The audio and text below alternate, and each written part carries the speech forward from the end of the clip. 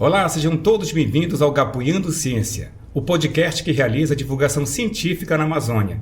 Eu sou o professor Neto Negrão e no episódio de hoje estou recebendo convidados da área de Física do Instituto Federal do Pará e FPA Campus Belém.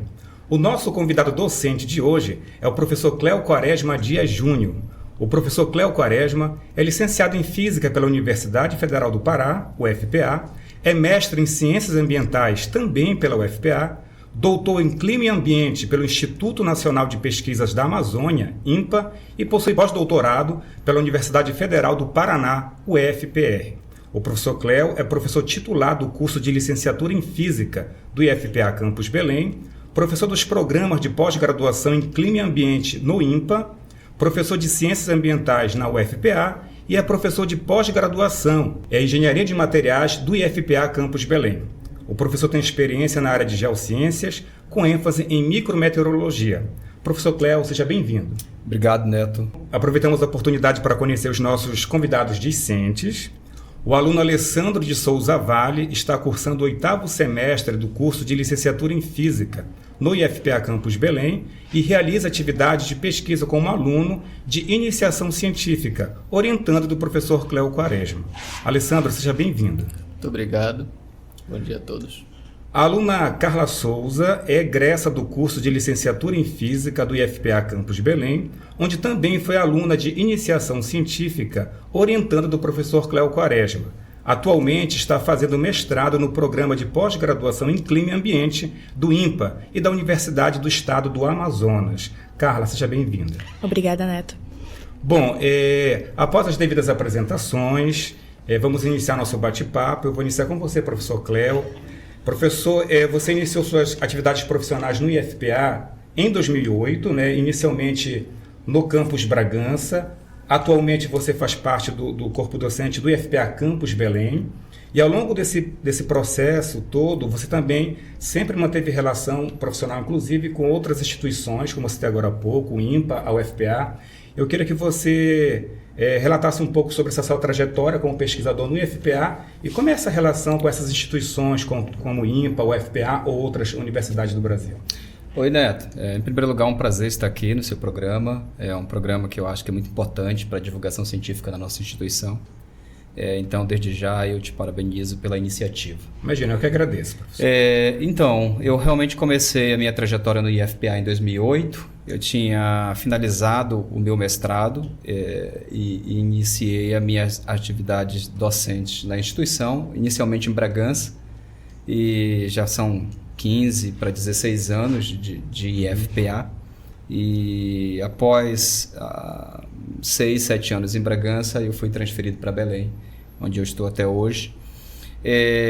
O IFPA é importante eu salientar todo o apoio que ele tem nos dado para a realização das nossas atividades científicas. Foi dentro do IFPA que eu fiz o doutorado. E, bem, eu fiz o mestrado na UFPA, como você bem salientou, e fiz o doutorado no INPA. E depois essas instituições, já me conhecendo, e o contato que eu tinha com as instituições e com os coordenadores dos programas, não foi muito difícil eu ingressar como docente nos programas. Para a nossa instituição, isso é muito importante. A nossa instituição incentiva a participação dos seus docentes em programas de pós-graduação de outras instituições, porque ela acredita que isso possa fomentar um melhor intercâmbio científico, muito importante para a nossa instituição. Inclusive, é através dessa colaboração IFPA com outras instituições, como o INPA, talvez seja uma das principais instituições de pesquisa da Amazônia, e a UFPA também, a gente pode ter um intercâmbio de alunos nossos, da nossa graduação, né? O IFPA ainda está tentando avançar no sentido de implementar pós-graduações a nível de mestrado e doutorado dentro da nossa instituição. Nós já temos alguns, mas acho que a gente ainda precisa avançar bastante nesse sentido. E à medida que docentes do IFPA têm a possibilidade de colaborarem com outras instituições a nível de pós-graduação, isso facilita que os nossos alunos, que nossos egressos de nossas graduações tenham possibilidade de participarem de outros programas de pós-graduação. Então, nesse sentido, não é? Imediatamente quando eu terminei o pós-doutorado, eu já estava colaborando com os 2 programas e levando alunos nossos para participarem dessas pós-graduações. Perfeito, professor. Ao longo dessa semana que eu estava organizando aqui o podcast, eu estava observando seu currículo Lattes, eu percebi que você possui bolsa de produtividade em pesquisa pelo CNPq, né? Só para quem nos acompanha entender o quão importante, né, essa bolsa para um pesquisador, eu acessei ontem a plataforma do CNPq e destaquei um fragmento de texto, só para a gente poder aqui compartilhar, que diz que essa bolsa de produtividade, elas são destinadas a pesquisadores que possuem produção científica de destaque em suas respectivas áreas de conhecimento e que o objetivo das bolsas é incentivar o aumento da produção científica, tecnológica e de inovação de qualidade e promover a continuidade do trabalho de pesquisadores de alto nível no desenvolvimento de pesquisas científicas. Então, assim, a gente está falando de não apenas produzir em grande volume, está muito relacionado ao destaque à qualidade do trabalho, o alto nível do trabalho que é produzido. Só para a nível de comparação, no IFPA, nós somos centenas de professores, em todos os campi, né? Eu me incluo também, nós somos centenas de professores.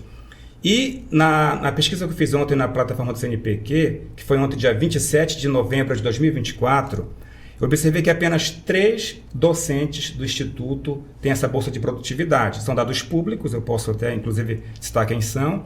O professor Luiz André Luz Barbas, da área de Aquicultura do IFPA Campus Castanhal.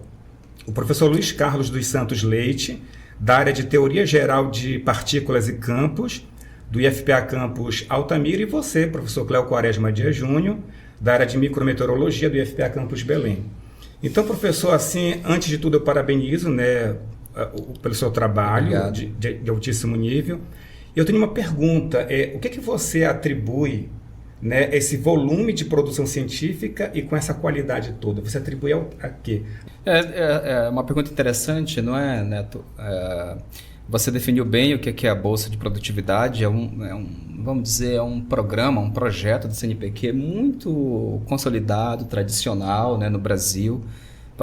Esse programa tem décadas e décadas de existência e é uma forma do CNPq, além de valorizar a produção científica do Brasil, também estimular pesquisadores a manterem ou a alcançarem um nível de produção.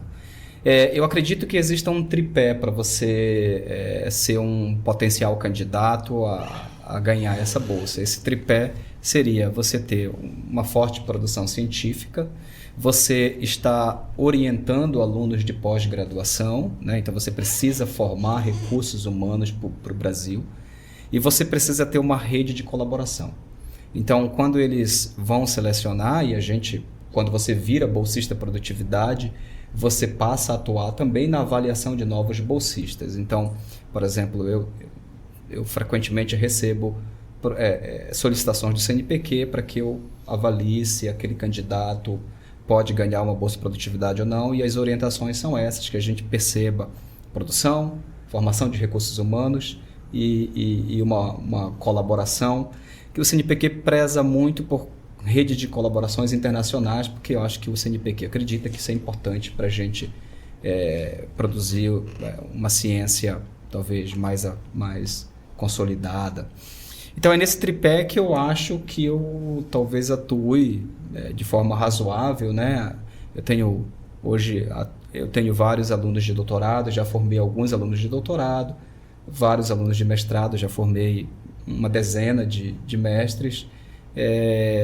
Também oriento alunos de pós-doutorado. Então essa parte do tripé de formação de recursos humanos, eu acho que eu tenho uma boa atuação. Esses alunos quase sempre estão em contato com outras pessoas. Eu acho que é muito legal eu pegar um aluno meu e dizer assim: você agora também interage com esse pesquisador fora do Brasil, ou com esse pesquisador do Brasil, ou com os dois. E facilmente esses alunos vão chegar em publicações interessantes. Então, essa rede, né, de aluno, de formação de recurso humano, publicando com pesquisadores no Brasil, fora do Brasil, então isso faz com que eu tenha esse tripé que a Bolsa Produtividade exige. E é claro, né, a gente precisa de um apoio da instituição, A instituição precisa entender que isso é importante. Eu acho que a gente tem isso no IFPA.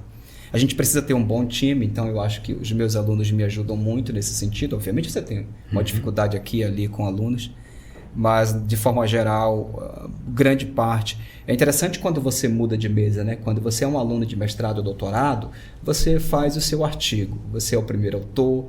Quando você muda do outro lado do balcão, né, que você é orientador, então você não consegue ser mais o primeiro autor, mas isso talvez não seja o mais importante.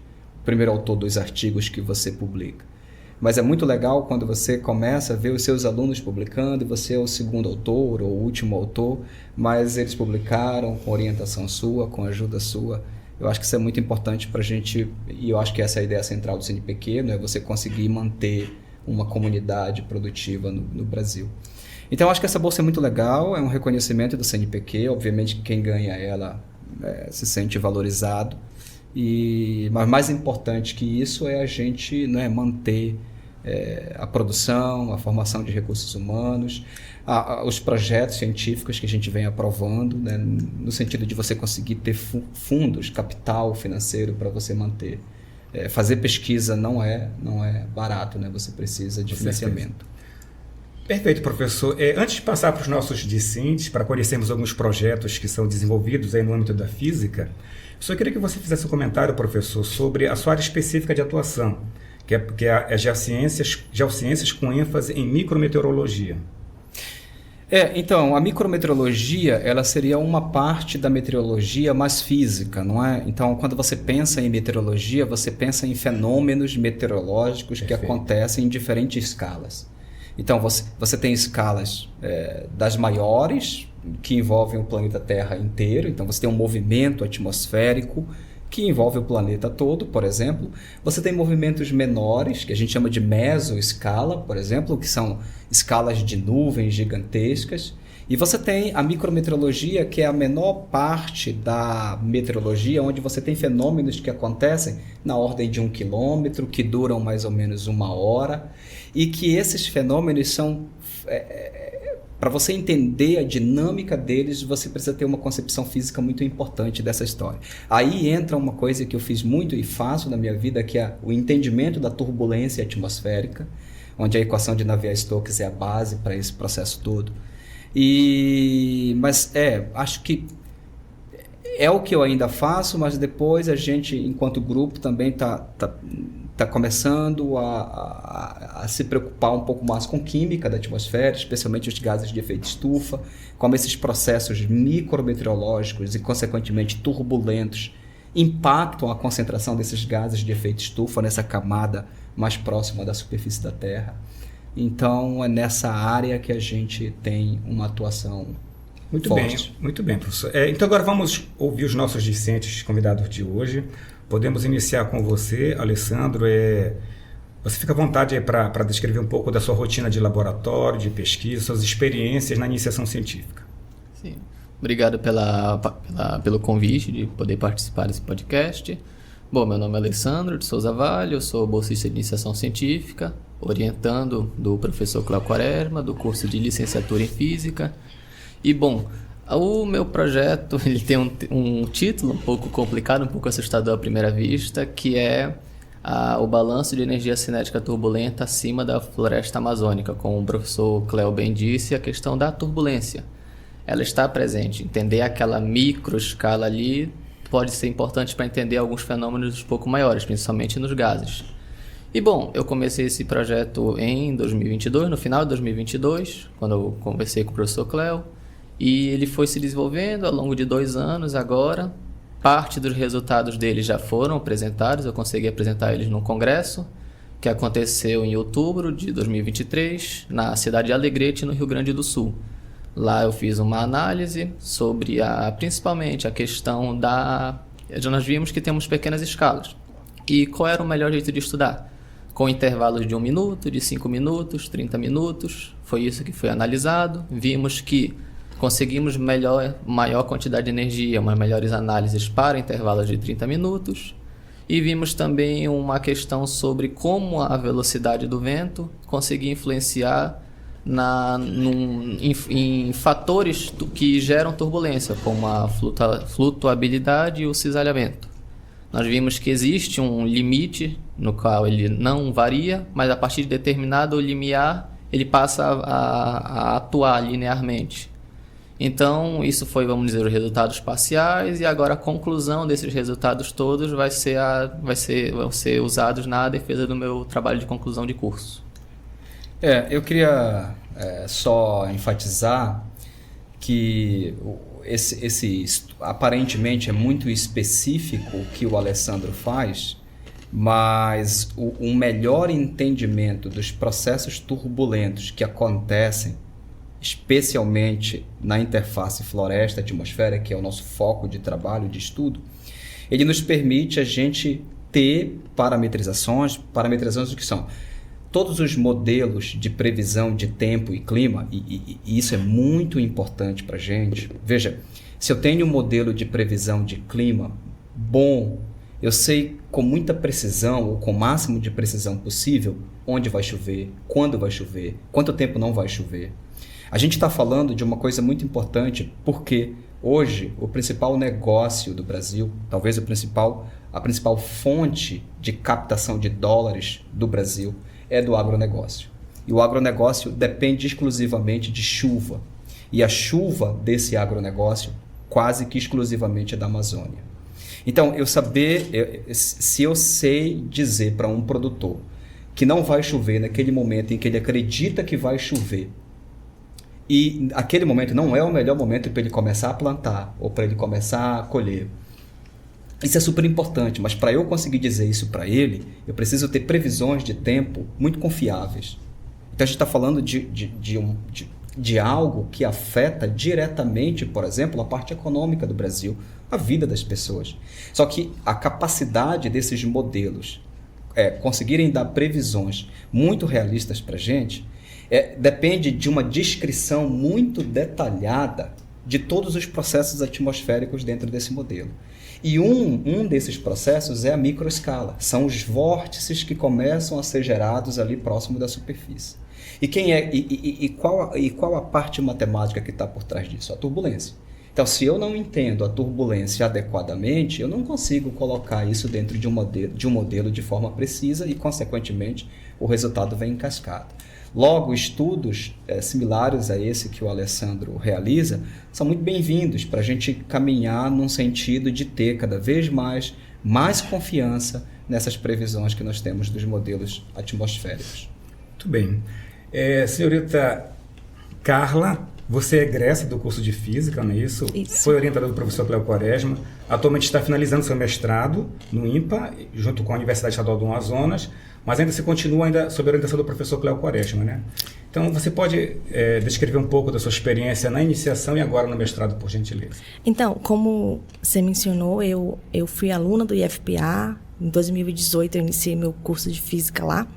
E meio a isso, o professor Cléo começou a me orientar dentro de um projeto de iniciação científica por volta de 2019, 2020.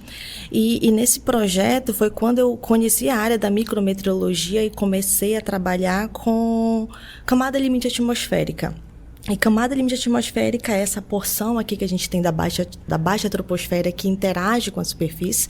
A superfície apresenta condições distintas à noite, durante o dia, devido à incidência de radiação solar durante o dia e a falta dessa durante a noite.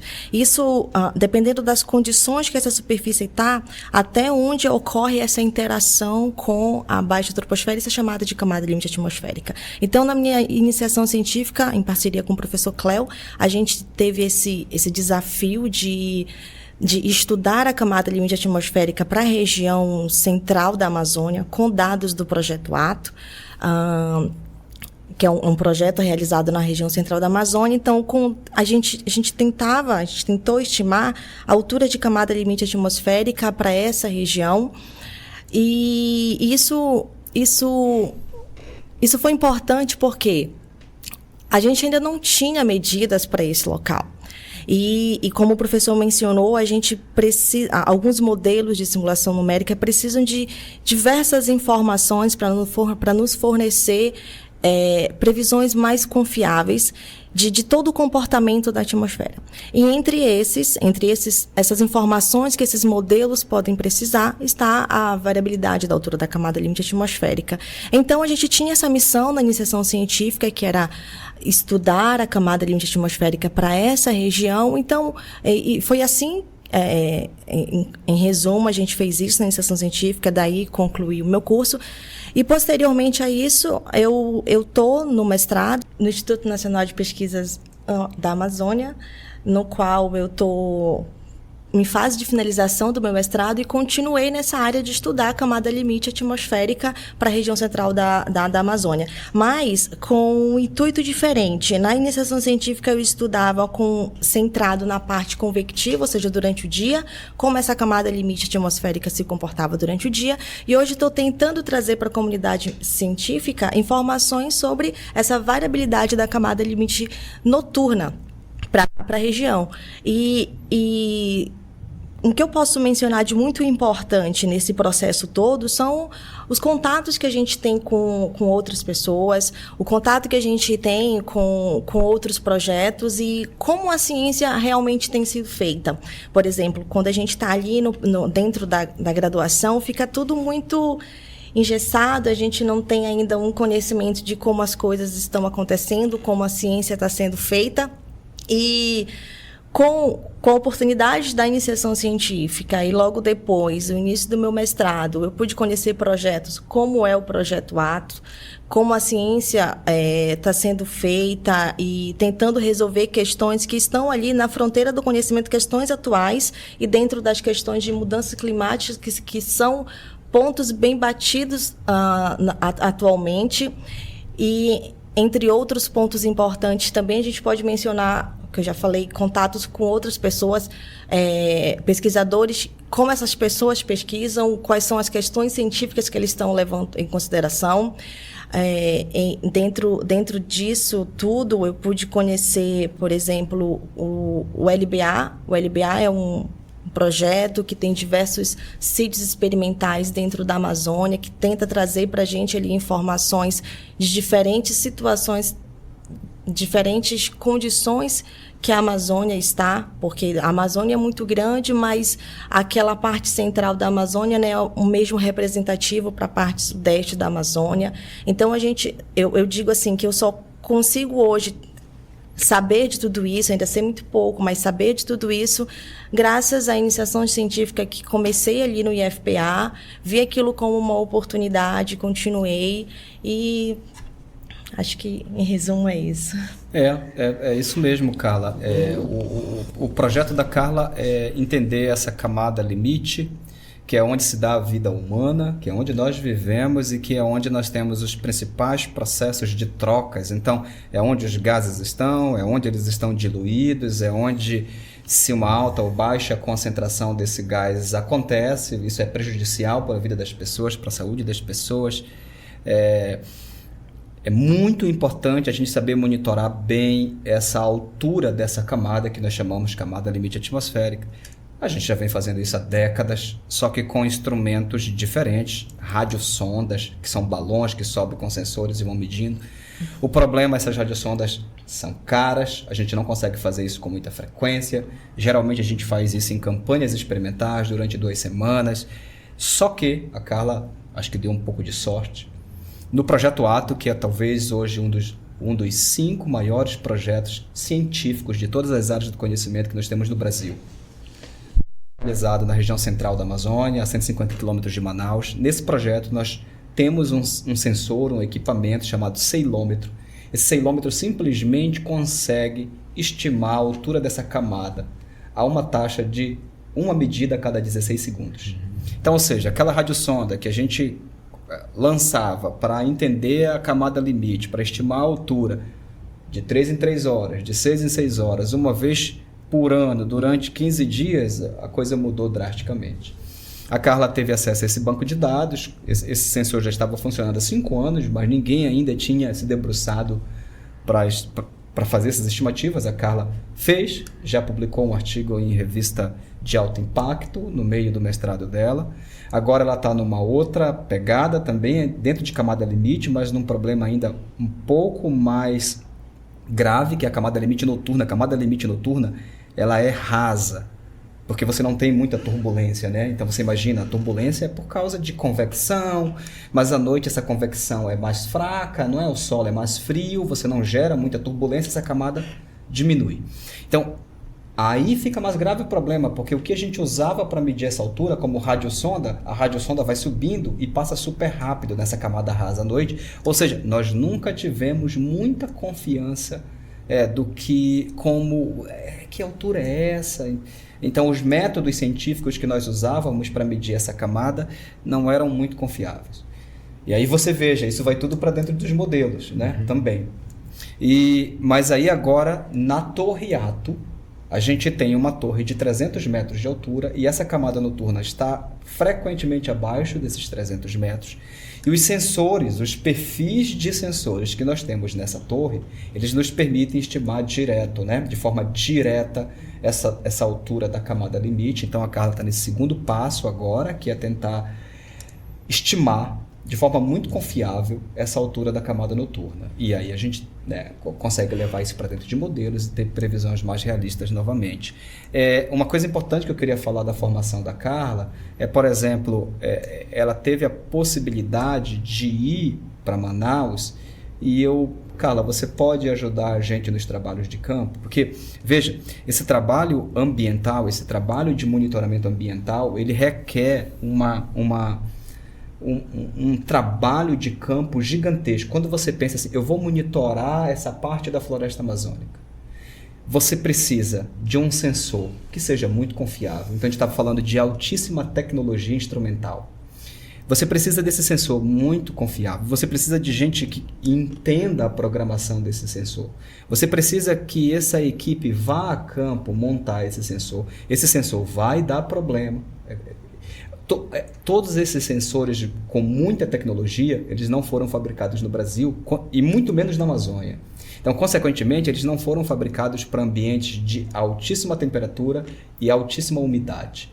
Então, frequentemente eles dão problema. Então, a gente precisa de uma equipe de campo que tenha essa habilidade de resolver esses problemas, uma capacidade técnica, e a Carla hoje consegue fazer tudo isso. Então, além de uma formação científica, uma formação tecnológica é um perfil que ela adquiriu, que hoje coloca ela, por exemplo, a Carla está agora atualmente tentando se inscrever nos doutorados, talvez nos Estados Unidos, certamente na Alemanha. Então, isso é muito legal, né? Para um egresso do IFPA, com uma possibilidade de intercâmbio com grupos, ou seja, no momento certo, no local certo, e também com o background que ela tem, né? Possibilita ela agora pensar em novos desafios. Muito bem. Eu conversei com o Alessandro e com a Carla anteriormente, sobre inclusive o podcast, e agora eles estavam expondo, né, alguns detalhes dos projetos, e dá para ver claramente, né, a maturidade do aluno, como ele domina o conteúdo que está tratando, fala com propriedade sobre o assunto, a física, que quando você fala para um aluno sobre física, muito sai correndo, né? Química, física, matemática. Então o trabalho deles ele é tão importante, interessante e proporcionalmente complexo. Então, assim, estão de parabéns pelo empenho, né, pelo foco, pela dedicação ao trabalho e pelos produtos que esse trabalho estão gerando. Eles comentaram agora há pouco sobre as experiências, porque não é só, como você mencionou agora, professor, não é só o aspecto da formação do conhecimento de física em si. A Carla mencionou, o Alessandro mencionou sobre as experiências que tiveram, que fazem parte do contexto da iniciação científica, o intercâmbio, a possibilidade de sair de Belém para apresentar um trabalho, conhecer outros centros, trocar ideias com outros pesquisadores. Isso vai engrandecendo muito a qualidade, a vida profissional, a vida acadêmica de cada um deles. É por isso que nós sempre incentivamos nossos alunos a participarem dos grupos de pesquisa, participar da iniciação científica, dos projetos, porque isso acrescenta, agrega demais para a vida profissional de qualquer área de conhecimento. Então, eu reforço os parabéns aos trabalhos que vocês executaram. E eles mencionaram, professor Cléo, a experiência fora de Belém. Eu observei que você também teve uma ou mais experiências fora do Brasil, e eu queria saber, Você falar um pouco sobre essa sua experiência fora do Brasil e como ela vem impactar para o seu trabalho aqui na Amazônia. É uma pergunta interessante, Neto. A minha primeira experiência efetivamente fora do Brasil para trabalhar com pesquisa aconteceu em 2014. Eu estava na metade do doutorado, já faz 10 anos, vai fazer 11. Isso. Eu estava na metade do doutorado e então eu fui passar 6 meses na Alemanha. Naquele momento, talvez o que eu mais queria era ter um intercâmbio científico. Eu acreditava que aquilo pudesse ser importante para a minha formação. Mas lá no fundo, sei lá dentro do teu cérebro, você acha que tem que perceber algumas coisas. Eu já sabia que existia um projeto que estava em embrião, início de funcionamento, chamado Projeto Ato, projeto de Torre Alta da Amazônia, e seria uma parceria, era uma parceria entre Brasil e Alemanha. Então, esse intercâmbio aconteceu porque, assim como os meninos, por exemplo, eu fui apresentar um trabalho na USP, em São Paulo, e aquele trabalho foi escolhido como o melhor trabalho apresentado, e quem ganhasse esse melhor trabalho poderia jantar com os palestrantes. E aí eu ganhei esse jantar. O jantar foi bem legal, mas mais legal do que a comida foi poder sentar no lado de um pesquisador alemão, que era da minha área, que fazia medidas, é um especialista em medidas de turbulência. E então eu perguntei para ele se existia a possibilidade de um intercâmbio. Naquele momento eu não estava ligando nada com nada, se ele era alemão, poderia ser americano. Eu estava apenas interessado em fazer um intercâmbio, acreditava que aquilo pudesse ser interessante, uma experiência interessante. Mas depois é incrível, a coisa se casou toda, ele era um alemão. Então eu fui para a Alemanha, e o Projeto Ato é uma parceria Brasil-Alemanha, então aquilo talvez tenha sido um momento chave na minha carreira científica, porque depois lá eu comecei a conhecer vários outros alemães, e isso fez com que eu criasse uma rede de colaboração dentro do Projeto Ato importante. E hoje, por exemplo, talvez o maior grupo de pesquisa com quem eu colaboro internacionalmente é a Alemanha. Então foi uma experiência bastante interessante. Eu acredito numa coisa que eu acho que não é só eu que acredito, grande parte da comunidade científica acredita. Nesse mundo, assim, na ciência moderna, é muito difícil você fazer um trabalho científico próximo da fronteira do conhecimento, ou seja, os artigos que você vai submeter são artigos que realmente contribuem para um conhecimento novo na ciência. É muito difícil você fazer isso isolado. Na ciência moderna, se você vê os artigos que são publicados nos principais jornais do mundo, são sempre redes de colaboração, né? Então, por exemplo, é claro, a gente tem uma infraestrutura, a gente tem recurso financeiro, mas às vezes aquele achado científico seu poderia ter um melhoramento interessante se você pudesse contar com aquela análise que você não tem no seu laboratório, mas que o teu colega lá nos Estados Unidos ou lá na Alemanha, eles têm. E aí você rapidamente, né, hoje é muito fácil você fazer reunião, estando na tua sala, você pede uma colaboração e aquele artigo científico que ia para aquela revista de menor impacto pode ir para uma revista de muito melhor impacto por causa dessa colaboração. Então, a minha visão de fazer intercâmbio científico, de você ter a possibilidade de ir para fora do país um tempo, essa é uma questão chave na sua produção científica, não é? Se você consegue criar essas redes de colaboração, certamente elas vão impactar muito positivamente na tua produção científica. Muito bem, professor. Eu estive observando recentemente, nós conversávamos ali no Campus Belém sobre... O CNPq fez a abertura de uma chamada recente, agora em 2024, e eu vou até maximizar aqui para poder ver. É uma chamada Pro-Amazônia, que são centros avançados em áreas estratégicas para o desenvolvimento sustentável da região amazônica, e diversos grupos de pesquisa do Brasil, eles protocolaram submeteram um projeto. Foram muitos, e observei que o seu, né, do grupo ao qual você participa, foi um dos poucos contemplados. Inclusive, vou até divulgar aqui, o valor associado aprovado foi de aproximadamente 5 milhões de reais. Então eu queria, professor, que você falasse um pouco sobre essa chamada, essa aprovação, Esse projeto vai ser desenvolvido quando? Vai ser aqui mesmo na Amazônia? Os alunos devem estar pensando, poxa, então, de repente, vai ter bolsa para alunos do FPA ou é para fora? Como é que funciona todo esse processo? Essa chamada Pro Amazônia, em primeiro lugar, assim, é importante a gente, né, enfatizar esse bom momento que a gente vive na pesquisa brasileira. É importante a gente dizer assim, olha, se a gente tem esse tipo de chamada, é uma possibilidade da gente avançar nessa pesquisa de qualidade, produzir mais, ter mais alunos envolvidos. Então, foi uma chamada muito interessante, que envolveu instituições da Amazônia, ou seja, geralmente quando você tem uma chamada do CNPq, ela é uma chamada nacional, certo, em que concorrem todas as instituições brasileiras. E aí, obviamente, isso não é segredo para ninguém, a gente tem uma defasagem de recursos humanos na Amazônia, né? É difícil você competir de igual para igual com grandes centros de pesquisas no Brasil. E essa chamada foi uma chamada só para a região amazônica. Essa chamada, ela exigia que o coordenador tivesse uma capacidade de liderança, porque ele teria que envolver algumas instituições da Amazônia, ou seja, então eu sozinho no IFPA vou submeter uma proposta. Não seria possível. Não seria possível, porque a exigência da chamada é você precisa criar um centro de pesquisa na Amazônia envolvendo instituições da Amazônia. Então, para isso, você precisa convidar colegas, e esses colegas precisam aceitar que você vai ser o coordenador, então eles precisam... Porque poderia ser ele o coordenador, certo, né? Então, exigia uma capacidade de você convencer, olha, você confia em mim, eu posso submeter essa proposta e a gente trabalhar juntos. Então, foi mais ou menos assim. Ao mesmo tempo, essa talvez seja o quinto ou sexto projeto que eu aprovo no CNPq. É claro, os anteriores não foram nessa envergadura de financiamento, mas os primeiros que eu submeti, me trouxeram experiência. Você não consegue chegar numa chamada dessa se você não passou por processos antes que te permitiram, é assim que funciona. Eu ganhei, eu perdi, quando eu perdi, por que eu perdi? E aí você vai adquirindo conhecimento.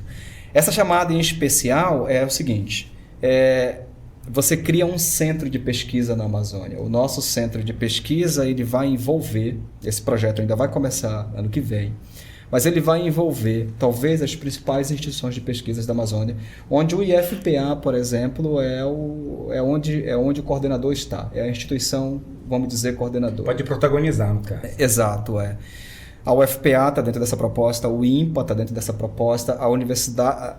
Eu só não tenho instituições de Roraima e do Acre, simplesmente porque nós não conseguimos, talvez a minha rede de colaboração não tenha chegado lá. Todos os outros estados da Amazônia estão envolvidos. E a gente prometeu fazer pesquisas desde o ciclo hidrológico da Amazônia, ou seja, fazer monitoramentos de rios, de precipitação, até os ciclos atmosféricos. Então, é uma tentativa de criar um centro de pesquisa integrada, onde o pessoal da hidrologia, o pessoal que estuda fenômenos meteorológicos e o pessoal da simulação, dos modelos numéricos, vão sentar, conversar, fazer reuniões virtuais, presenciais. E a gente quer tentar fazer um trabalho integrado, porque a natureza é integrada. Então, é muito difícil você trabalhar de forma desintegrada. E só um último detalhe, tem bolsa para aluno de graduação, tem bolsa para aluno de mestrado, doutorado, pós-doutorado. Informação importantíssima, porque a nossa audiência, grande parte são alunos do Instituto Federal do IFPA e alunos de outras instituições. Isso. E alunos que estão de olho para poder vir para o IFPA, para fazer a graduação e se inserir nesse mundo da pesquisa. Professor, o nosso tempo está quase acabando, o podcast não costuma ser muito longo, mas a gente discutiu aqui ao longo desse podcast vários aspectos. Foi mencionado, dentre outras coisas, os modelos climáticos, Hora ou outra, a gente está nos programas televisivos acompanhando um debate constante. Eu acho que nunca se discutiu tanto sobre as mudanças climáticas como agora. Nós estamos à vésperas de uma COP em Belém. Em 2025 deveremos discutir, vamos ampliar o debate sobre essas questões. E a área que você atua, geociências, com ênfase em micrometeorologia. Os dados nos diversos projetos que você coordena, os dados que vocês já conseguiram e que ainda estão em andamento, de que forma é que eles contribuem para que nós possamos conhecer melhor atualmente a atmosfera amazônica e como é que ele pode ser utilizado para melhorar os próprios modelos, para que nós possamos ter previsões mais precisas. Por exemplo, se fala muito como será o nosso clima daqui a 40, 50 anos. As previsões não são muito boas, né? Para nível de Amazônia, assim, como é que todos esses projetos, o qual você coordena e participa, eles influenciam nesse aspecto? Olha só, em primeiro lugar, é super importante, quando a gente fala em mudanças climáticas globais, talvez eu não sei se a nossa sociedade, a sociedade mundial, consiga perceber exatamente o que está acontecendo. Talvez, se nós chegamos até aqui agora, enquanto espécie humana, nesse conforto, talvez as pessoas não, né, mas nessa qualidade de vida, que para alguns é melhor, para outros é pior, mas é inegável que nós estamos vivendo mais, que nós temos uma melhor qualidade de vida. Nós gostaríamos de ter até uma melhor ainda, mas facilmente pessoas estão vivendo até 70 anos, se você olha 100 anos atrás, talvez até 40, 50. Então, todo esse avanço na produção de alimento, a população mundial cresceu muito e você consegue ter alimentos, né, para suprir a necessidade do povo. Tudo isso só aconteceu porque nós temos uma capacidade de previsão.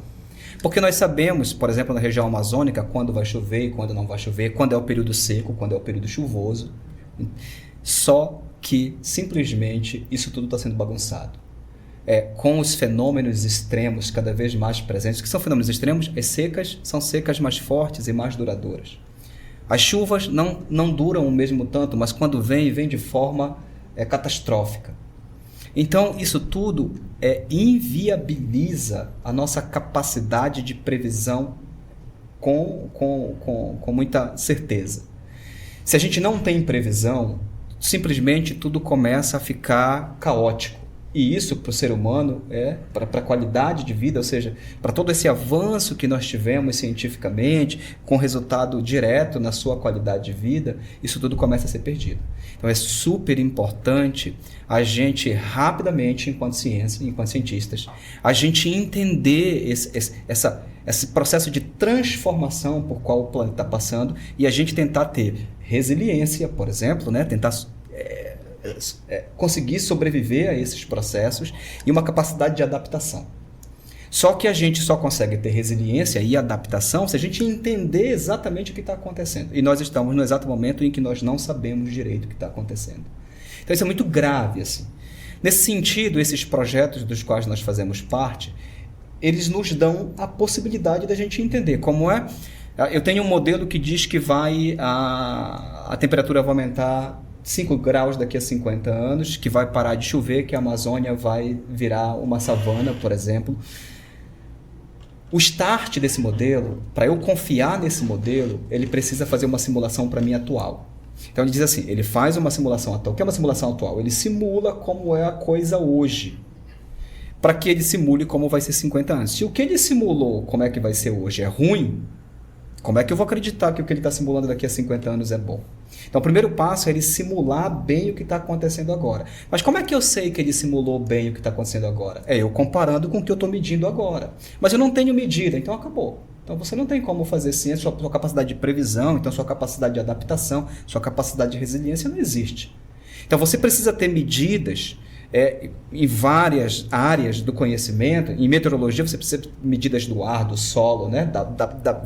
da biodiversidade toda, da árvore, e você precisa medir isso de forma muito precisa, e com uma resolução muito boa. Os modelos vêm, beleza, esse modelo tá fazendo a coisa direito, mas mesmo assim daqui a 50 anos, como eu te falei, talvez ele erre, porque talvez ele tenha uma parametrização que não esteja ainda muito boa e ele vai carregando erros nessas simulações. Mas o passo principal é você estar monitorando a coisa para você saber se as simulações estão bem. Mas além disso, o projeto Ato, por exemplo, tem 12 anos de medida até agora. Um projeto desse, e o projeto Ato é um projeto completo, né? Ele mede solo, ele mede árvore, ele mede ar, ele mede o quanto de aerossol tem na atmosfera, e esses aerossóis vão formar nuvem, quanto vai precipitar, e se essa nuvem vai virar uma nuvem de chuva, se não vai virar. É um projeto, talvez um dos mais completos hoje que a gente tem no mundo. Então, o projeto Ato tem 12 anos de medida. Quando você olha para os dados do Ato, alguém pergunta para você, lá naquela região de floresta intacta, longe das bordas de desmatamento da Amazônia, você já consegue perceber um aumento de temperatura? Porque para a gente isso é importante. Está chovendo menos. Então, por exemplo, só que essas respostas, quando a gente fala de meteorologia, essas respostas só são confiáveis se você tem pelo menos 30 anos de medida. Você só consegue ver alguma tendência importante com 30 anos de medida, né? Que é a janela temporal climatológica para você tirar interpretações verdadeiras.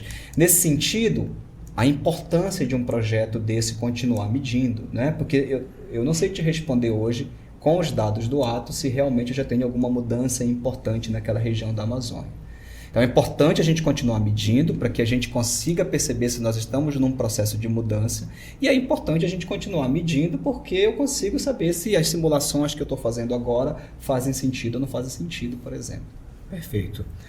Inclusive, você falou agora sobre essas mudanças e dá para ver claramente a importância dos resultados que vem sendo encontrados e catalogados. Daqui a, como você mencionou, a 30 anos nós teremos uma precisão melhor, seria isso, né? Isso. Maior confiabilidade, inclusive, né? O ano que vem, já vou aproveitar a oportunidade, professor, porque em 2025, o Gapoiando Ciência, nós faremos alguns podcasts específicos relacionados à COP. E já estou antecipando o convite para que você possa participar desse debate. Eu quero, inclusive, fazer um multidisciplinar com profissionais da área, não especificamente do clima, acho que vai enriquecer bastante. Sim, interessante. Né? Então, já estou antecipando, já adorei o seu sim, já está confirmado o primeiro contrato. Professor, esse papo está maravilhoso, mas só que nós estamos chegando ao fim deste episódio. Eu antecipadamente agradeço a cada discente que participou, ao Alessandro, a Carla, a você especial, e gostaria das suas considerações finais para que possamos, né, finalizar aqui o programa. Eu, mais uma vez, agradeço a possibilidade, né, de poder divulgar o que a gente faz na nossa instituição. Isso não é... Às vezes, a gente tem coisas acontecendo, né? Por exemplo, eu assistindo os seus podcasts, o primeiro com a professora Patrícia, isso. Vão vir os próximos. É legal de você conhecer seus colegas, porque às vezes você tem coisas, inclusive, que você pode colaborar, não é, dentro da sua instituição, e você não sabe porque o seu colega, assim como eu, estamos lá trancados no nosso laboratório, isso. Com um monte de vários compromissos e tarefas, e então é legal a gente ter essa forma de troca de conhecimento institucional. Então eu te parabenizo pela iniciativa, e acho também que mais legal ainda, entre nós, docentes, pesquisadores, nos conhecermos, é uma forma da gente incentivar o nosso aluno. Veja, a nossa instituição sem aluno não tem muita utilidade. E nós, pesquisadores sem alunos, perdemos braços, pernas, então nós precisamos dos nossos alunos de mestrado, dos nossos alunos de doutorado. A ciência caminha dessa forma, né? Foi dessa forma que nós chegamos até hoje aqui, mundialmente falando. Então, acho que é muito importante essa forma de divulgação científica que você está propondo. Perfeito. Então, no episódio de hoje, nós tivemos a oportunidade de conversar com alguns discentes, o professor Cléo Quaresma, do IFPA Campus Belém, onde nós discutimos alguns projetos de física aplicada, no caso, ao clima e à micrometeorologia. E pedimos a você que está acompanhando o nosso podcast através do YouTube.